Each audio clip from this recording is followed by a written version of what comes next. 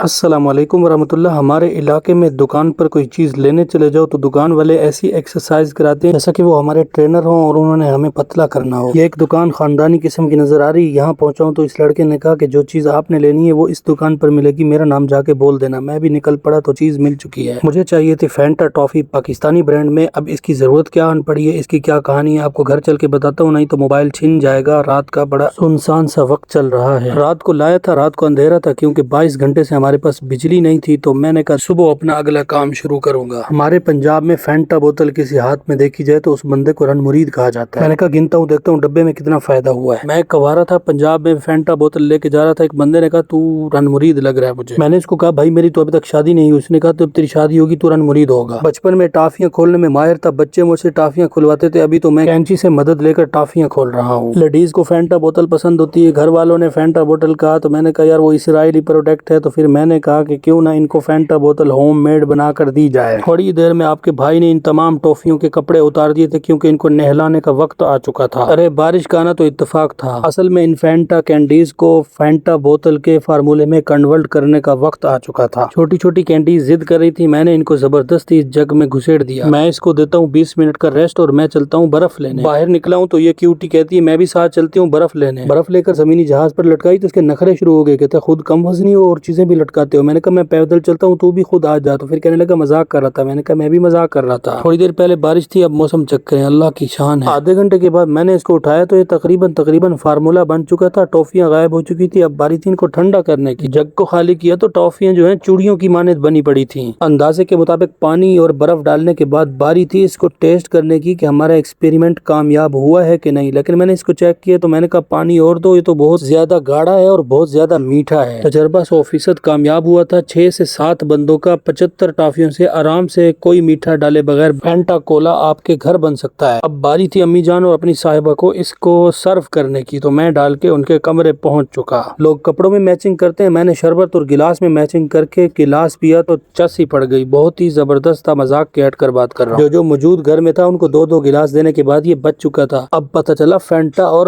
رن مرید کا چکر کیا ہے۔ السلام علیکم ورحمۃ اللہ۔